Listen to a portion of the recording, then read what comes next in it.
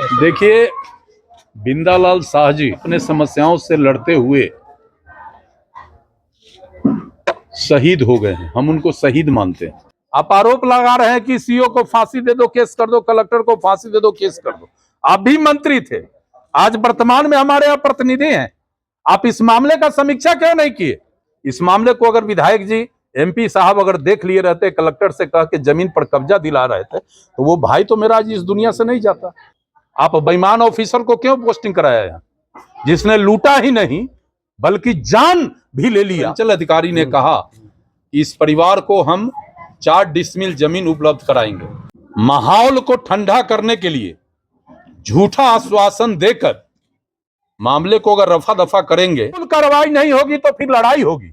इस न्यूज के प्रायोजक है अफजल फर्नीचर। कांटी निवासी बिंदालाल गुप्ता का आत्मदाह करना सरकार के सिस्टम पर एक बड़ा सवाल है। इसमें स्थानीय विधायक भी दोषी है, जिन्होंने इस गंभीर मामले पर पूर्व में संज्ञान नहीं लिया। यह बातें पूर्व मंत्री इंजीनियर अजीत कुमार का कहना है। आपको बता दें कि शुक्रवार को पूर्व मंत्री इंजीनियर अजीत कुमार पीड़ित परिजनों से मुलाकात करने पहुंचे थे।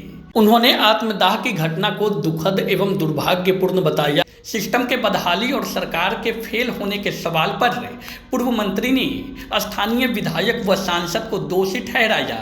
उन्होंने कहा कि यदि उनके द्वारा इस मामले पर पहले संज्ञान लिया गया होता और अंचला अधिकारी को आदेश देकर जमीन पर दखल कब्जा कराया गया होता तो आत्मदाह करने की नौबत नहीं आती।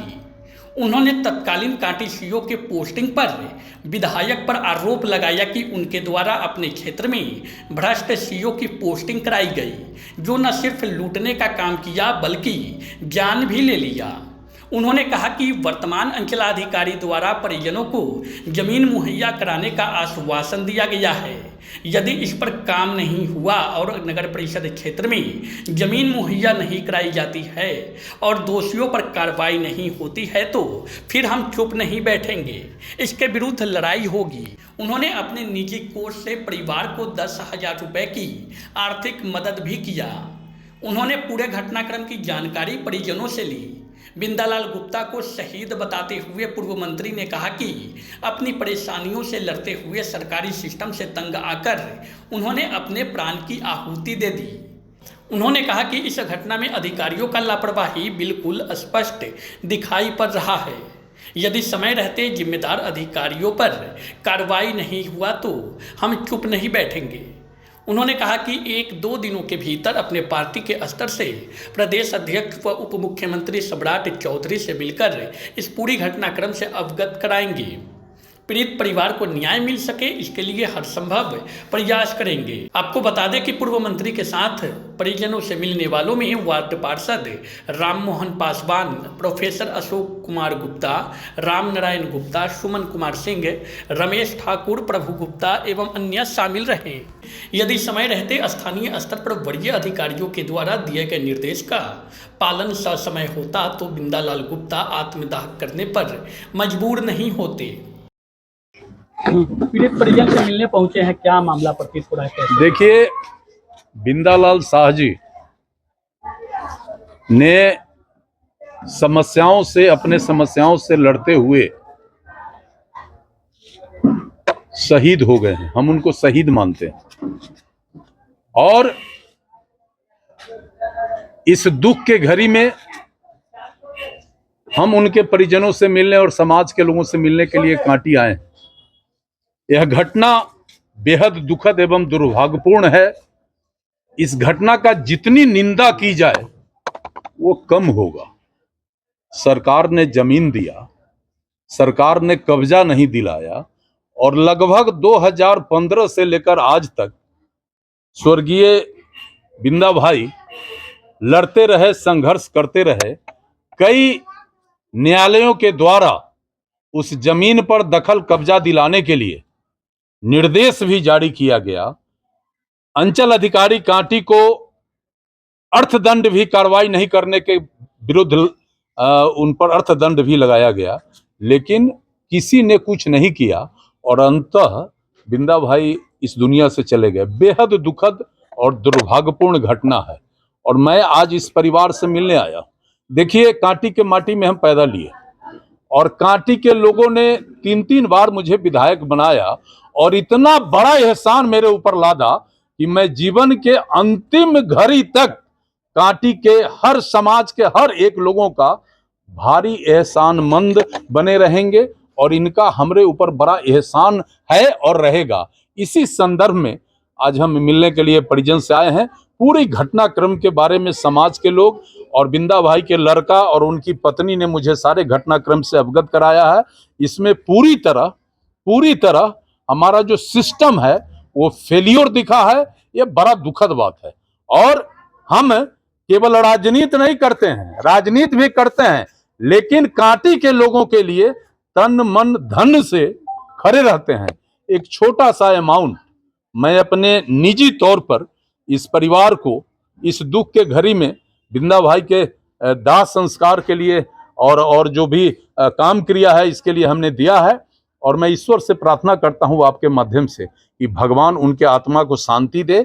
और बहुत क्लियर कट कहना चाहता हूं परिवार वालों को कि मैं आज भी तुम्हारे साथ हूं और जब जब तुम खोजोगे पूरे परिवार और समाज के साथ मैं खड़ा रहूंगा, चाहे इसके लिए मुझे कोई भी चुनौती का सामना क्यों न करना पड़े।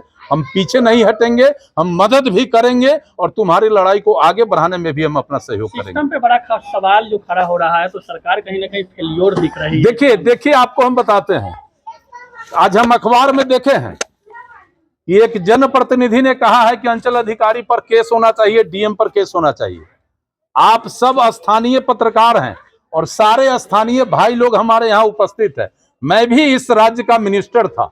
हर 2-3 महीने पर अंचल कार्यालय और प्रखंड कार्यालय और अस्पताल का बैठक करके कार्यों का समीक्षा करता था और जहां मुझे लगता था कि इस काम को मुझे देखना चाहिए मैं देखता था और एक एक अधिकारी एक एक कर्मचारी सीरियस रहते थे। आप आरोप लगा रहे हैं कि सीओ को फांसी दे दो, केस कर दो, कलेक्टर को फांसी दे दो, केस कर दो। आप भी मंत्री थे, आज वर्तमान में हमारे यहाँ प्रतिनिधि हैं। आप इस मामले का समीक्षा क्यों नहीं किए? आज ये जो समय आया है ये जनप्रतिनिधि के नकारात्मक रवैये के कारण ये समय आया है और विधायक और मंत्री रहते प्रतिनिधि जनता के प्रति एक जनता के प्रति अकाउंटेबल रहता है। इस मामले को अगर विधायक जी एमपी साहब अगर देख लिए रहते, कलेक्टर से कह के जमीन पर कब्जा दिला रहे थे तो वो भाई तो मेरा आज इस दुनिया से नहीं जाता।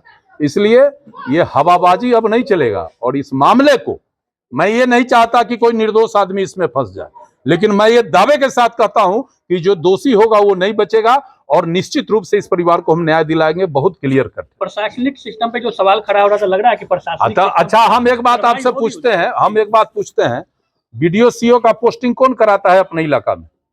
स्थानीय विधायक कराता है। आप बेईमान ऑफिसर को क्यों पोस्टिंग कराया है? जिसने लूटा ही नहीं बल्कि जान भी ले लिया, तो इसके लिए कौन जवाबदेह है?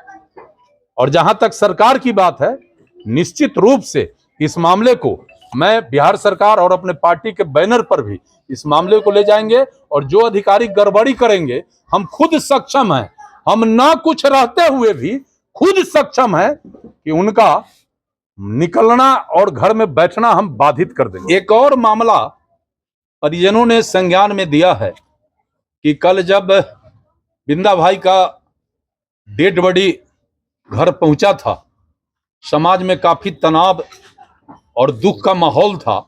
इस बीच अधिकारियों ने, खासकर अंचल अधिकारी ने कहा कि इस परिवार को हम 4 डिसमिल जमीन उपलब्ध कराएंगे। तो यदि अंचल अधिकारी ने इस बात को कहा है तो अंचल अधिकारी को हर कीमत पर इस नगर परिषद के अंदर इस परिवार को जमीन उपलब्ध कराना पड़ेगा। यदि माहौल को ठंडा करने के लिए झूठा आश्वासन देकर मामले को अगर रफा दफा करेंगे तो इसी का परिणाम था कि बिंदा भाई ने आत्महत्या किया, इसी का परिणाम था। इसलिए अब इस परिवार और इस समाज में फिर दूसरी ऐसी घटना न हो। हम अंचल अधिकारी और जिला अधिकारी से भी कहेंगे कि यदि आश्वासन आपने दिया है तो इस आश्वासन को पूरा करिए।